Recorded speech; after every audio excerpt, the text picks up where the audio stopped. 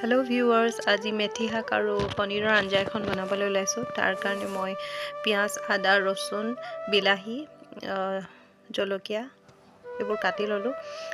तार कारणे दुटा सर सर गाखीर और एटा क्रीम ललो। काजुखिनि তিয়াই ललो। मेथी शाकखिनि धुई ठारिबोर अतराई पातबोर ललो।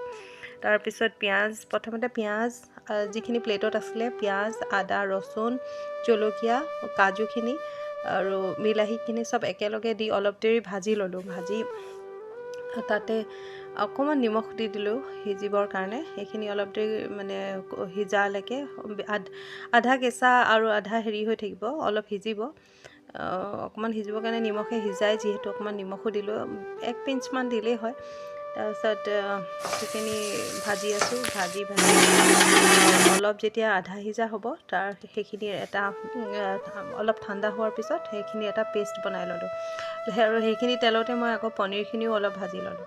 তাৰপিছত এতিয়া তেলত সেই পিছা পেষ্টখিনি ঢালি তাতে ক্ৰীম ঢালি দিলোঁ। আকৌ ক্ৰীমৰ লগত সেইখিনি ভাজি ভাজি ভাজি ভাজি যেতিয়া অকমান পুৰা অকমান ভজা হ'ব তাতে মেথি শাকখিনি মই মিহি মিহিকৈ কাটি দিলোঁ।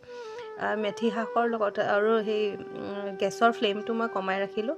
আৰু মেথি শাকৰ লগত আকৌ সেইখিনি পেষ্টখিনি লগত ভাজি নিমখ হিচাপ অনুসাৰে দিব লাগে। তাতে নিমখ আৰু চেনিও দি দিব লাগে। আৰু তাৰ পিছত মই গাখীৰ 2 পেকেটৰ গাখীৰখিনি ঢালি দিলোঁ। আৰু ধুনীয়াকৈ ধুনীয়া এটা আঞ্জাৰ তৈয়াৰ হৈ গ'ল। আৰু শেষত মই গৰম মছলা দি পৰিৱেশন কৰিলোঁ। Thank U.